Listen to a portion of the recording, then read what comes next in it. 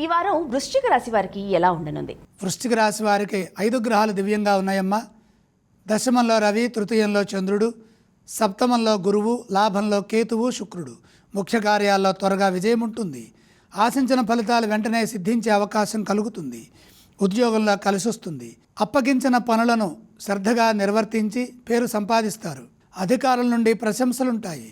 తోటివారి నుండి మంచి గుర్తింపు, ప్రోత్సాహం లభిస్తుంది. మీకు స్థిరమైన ఫలితాలు సిద్ధిస్తాయి.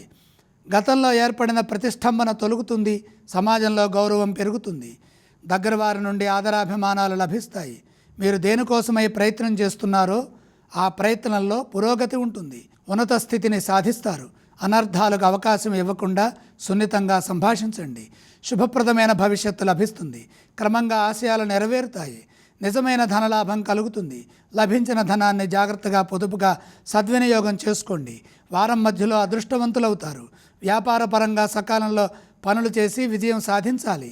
వారారంభంలోనే శుభం జరుగుతుంది. వృశ్చిక రాశి వారు ఎటువంటి స్తోత్రాలను పఠిస్తే బాగుంటుంది? వృశ్చిక రాశి వారు లక్ష్మీ కటాక్ష సిద్ధికై లక్ష్మీ స్తోత్రాలు పఠించాలి. వారు ఏ ఆలయాన్ని సందర్శించాలి? లక్ష్మీ అమ్మవారిని దర్శించాలి. వారు ఎటువంటి దానాలు చేస్తే బాగుంటుంది గురుగారు? దానాలు అవసరం లేదు.